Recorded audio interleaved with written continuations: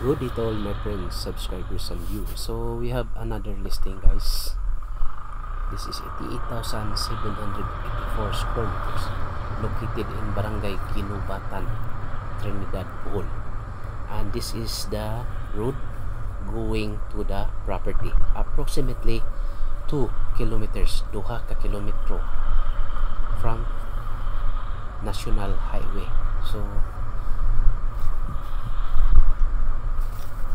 this from highway is rough road, no? There's a small portion of concrete road, then later it's already a rough road, then after a rough road there's another concrete road, then next are already rough roads. So this is the road, no, going to the property. Actually, guys, the property is second lot. No? It's second lot from this barangay road. Then there was already proposed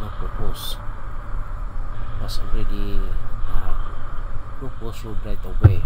Meaning, napasabot na ko, guys. There was already negotiated road right away, pero kita na lang mo develop. We're the one to develop. So sa'yo naman na limpyohan naman. So the property is near to that Rams Nature Park. So meaning maagian ang Rams Nature Park ng Trinidad, Bohol, no?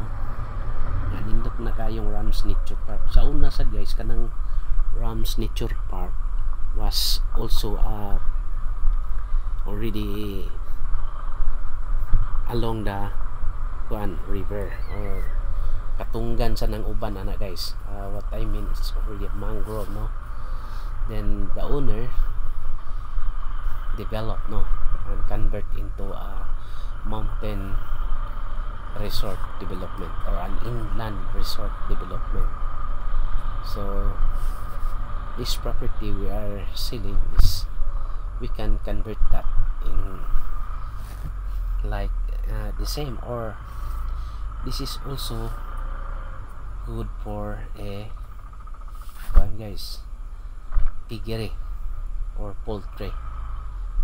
So nindot siya buhaton of piggery and poultry because it is really interior. So for example, if you are going to have a big piggery farm, for example, you want to have 1,000 heads or 2,000 or more, you can do this on the area on this property because it's really at the interior part of the road. It's second lot, then the boundary is already a river. So ang kuan na, guys, pasabot na ko no, nindot siya buhaton pod nga poultry or piggery kay ang boundary anak magod is river, or convert pod nimo og inland resort o unsa ibong buhaton. You can do many things, no, but most probably farming is good, no. Nindot jud ang location for farming. Then especially if you are going to have a piggery, mas nindot siya, guys, kay nalain magid sa it's in the interior magid, no. So mo na naka-advantage, no. Then this property has unfinished house, no. Actually this is a resale, baligya na pag-usab, no. Kanang palit sa una, then ibaligya na pag-usab. So it's a titled, no, it's a titled property, titulado siya, pero kuan lang, nalam po yung mga gitawag inheritance tax. So ano siya, guys, no, but this is really good, no. From that highway, no, it's around 2 kilometers ato magisok ko sa motor. So direta ni tipas, guys, pero this is not what I said that the road right away. It is somewhere on the other side nasabot naman sa owner ang kuan, so they are going to pay once idungan na lang marag deed of sale, but they wanted a common road. For example, kung mahimo mapalit nimo ang road, kuan ra gyapon, makaagi ra gyapon ta, murag matawag og easement road right of way. So mo consider man sila nga mo agree si adjacent that they will give the road right provided that they can also pass. Wala na, pero nagad po corresponding nga bayad.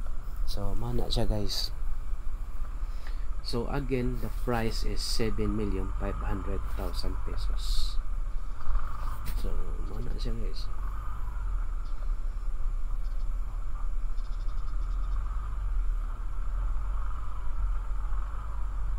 So interior yun.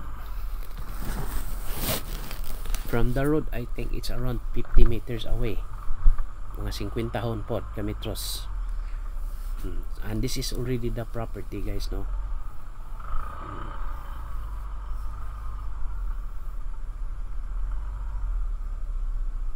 This is already the property.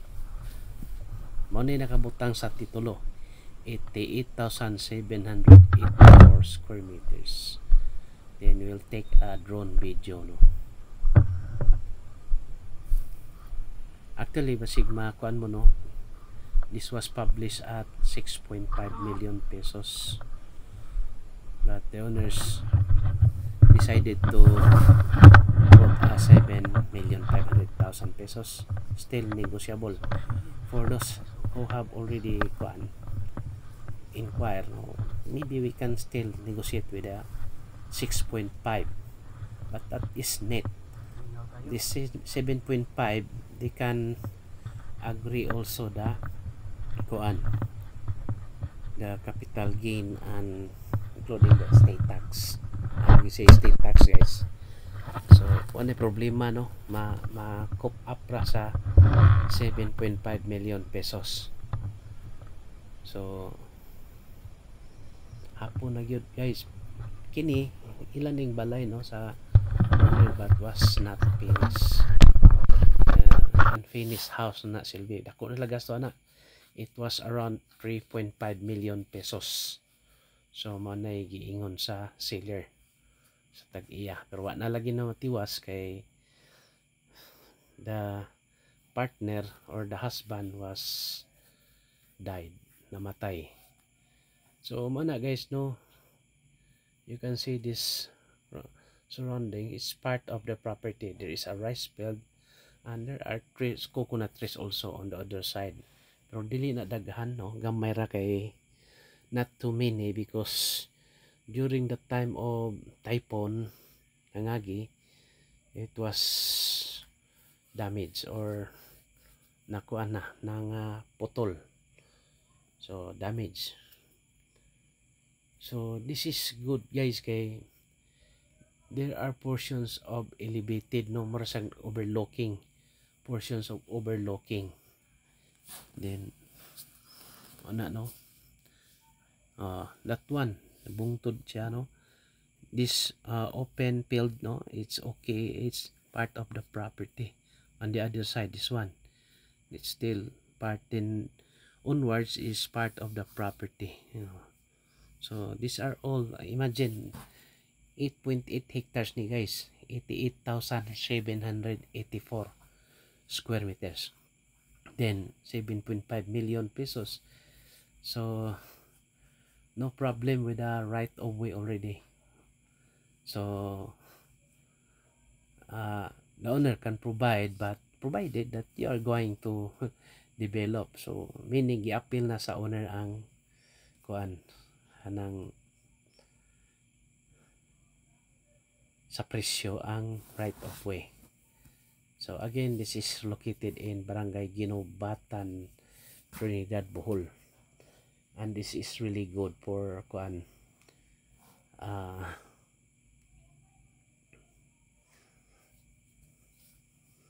piggery or farming vegetables na nindot ni siya guys, no? Gusto sa kag mag duck farming, okay sa ni nga lugar, basta very quiet place, no? Or you convert into a mountain resort. So makita na to ang river, no? That is already the river. You can see the river. Pero naagi gitawag og portion nga masudlan og tubig if in case kusog ang uwan, no? If strong or heavy rains, no?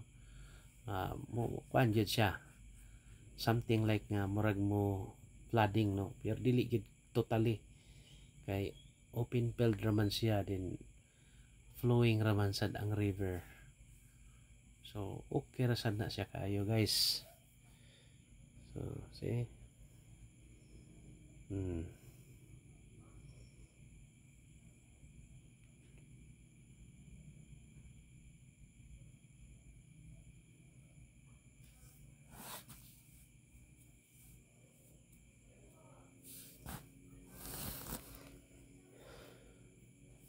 so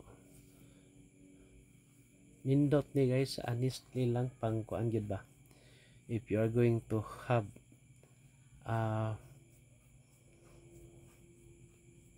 poultry or piggery farming. So this one, no, is part of the property, and this one also.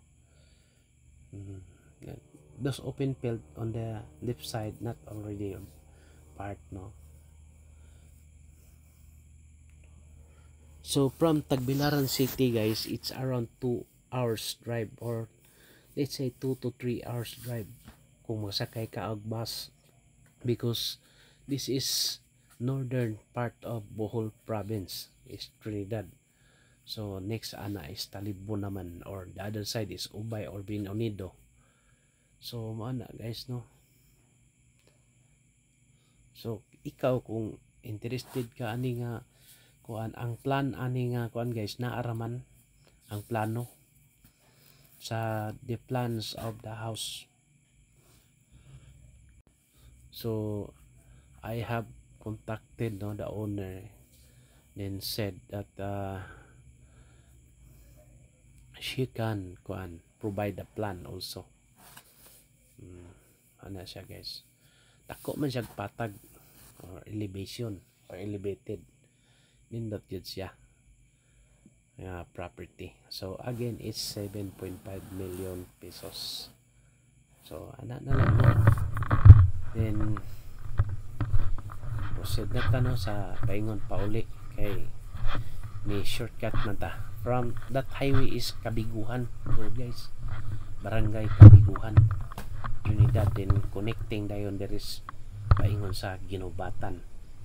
Then ni after na ganggangan, gitawag na mo na ganggangan, kana that is for the coconut dryer, ganggangan coconut dryer na guys. So ano na, no? So at least guys, sa sinugdanan man good, wala gyud ta kay bawg asa kada kita mo, we can we negotiated already, no, the road right over. So na tabangan na to ang owner. So that is why they changed the price, giusab lang sad, pero still negotiable man gyapon. So nagdepende na, no, it depends upon for the final negotiation. So at least, no, at least kanang indot yun siya. This is still part of the property guys. Yeah, progressive naman ang Trinidad. Trinidad is progressive town. There's school, mall, shopping mall, commercial center. So it's northern part of the building. If we go to S, there is Ubay. Then from Ubay, it's just only 15 kilometers, no, from Trinidad to Ubay. Then Ubay is also a very progressive town. Na ay airport da guys, pero basig ako na dunggan kuan mo kuno i-operate mo kuno pud na. So then pabor man na sa Trinidad is kuan kayo kana accessible to Trinidad. So in terms of college school na ay eskwelahan sa Trinidad, it's Trinidad Municipal College. Nindot siya nga eskwelahan kay libre, it's free kung makapasar ka sa entrance test. If you pass the entrance test, that is free. But if you cannot pass the entrance test, dili man siya libre, not free but very minimal tuition fee. So now we are going to go home na. So atong magian guys, katong ang magian na to guys katong La Union Barangay Hall. So makunik man isa sa La Union Barangay Hall. So mana siya guys no, gipaning kamutan ginato ning market po no sa uban. So honestly nindot mananong katong you will plant banana trees, coconut. So manay naka-advantage na imagine that is 88,784 or 8.8 hectares per. But I will remind you guys, when you bought this property, if you are husband and wife, so then you have a son, much better, or daughter. So kung pasabot na ko kayang ato manggod, Philippine law is 5 hectares sa allowable land holdings, then the rest sa agricultural. So the rest wa na kuha na nimo sa uban sa igsoon sa mas nimo na kay anak or adult of family or mga samo ka pamilyahan. Sa yun naman na guys, kay ipabuak ra na nato. So ipabuak survey din subdivide, lain ang 5 hectares, then the rest so lain sa mo barog sa usa. So mana na siya guys no, ana ra ka simple. Then napi mga pareha sa uban dito mo palit no, you're going to buy, it cannot be transferred immediately, it will take time. For example, you pay the BIR, it will take 2 months no, 2 to 3 months sometimes. Depende kasi dali ako 1 month ay ban dali pero diha kasi karon sa buhol manggod it takes 2 months job. Then you will have also a dark clearance that will take around 3 months po na guys. Sa karon 4 months pagani, pero nagdepende na basta according sa DAR no, basta limpyo lang ang imong I mean kompleto lang ang imuhang papilis, dali rasad ma-approve. So kini manggod dark clearance o BIR clearance, mag-join force na sila, then mo na ang itawag og imuhang i-submit sa register of deeds. Pero ipabuak pa man ni nato kay sobra man sa 5 hectares. So for those who are buying this property, at least nasayod na mudaan nga kining sa pila pa ka hektarya tong paliton, basta 5 hectares ayod no. Pero na may daghan na malipod na they just buy but they are not transferring. Kontento ra po silang deed of sale report, although deed of sale is conveyance naman no, i-transfer naman ang katungod ni owner to the other owner. So ang kwan lang diha, kung gusto kag i-loan nimo, kung man mo malon kay di man imong pangan, so much better no, ma-transfer yun, isubay lang nato sa husto. So again, I can advise also, can guide no, pero So kasagaran gyud diri guys ang transportation kay interior man, you need to have your own motorcycle or tricycle or your own car, no? Kinahanglan jud ka kay kung sakyon gini ka balabal mo gasto gyud ka, distansya baya gyud. So up noon 2 kilometers, di mo na mahibalan doon ra man po pila ra gyud paglakaan. So nindot ni nga investment ay makakuan gyud ka, miyuta di magyud na mo down, it will increase the price. So mana siya guys. So inigawas na to diri guys, it's already Barangay La Union, Trinidad, Bohol. So La Union, Trinidad, Bohol na. Again, for inquiries and site inspection, just contact me. Then kung gusto pa kagdagan property makitaan, want to see more properties for sale, just subscribe or add me on my Facebook account, Ninyo Humawas Katursa. Or kuan guys, we have a website www.propertyph.net. So mana siya guys. So barato ra gyud ni guys, in reality na daghan kag mahimo. Okay, tuol na ta sa Barangay Hall, sa Barangay La Union, Trinidad, Bohol.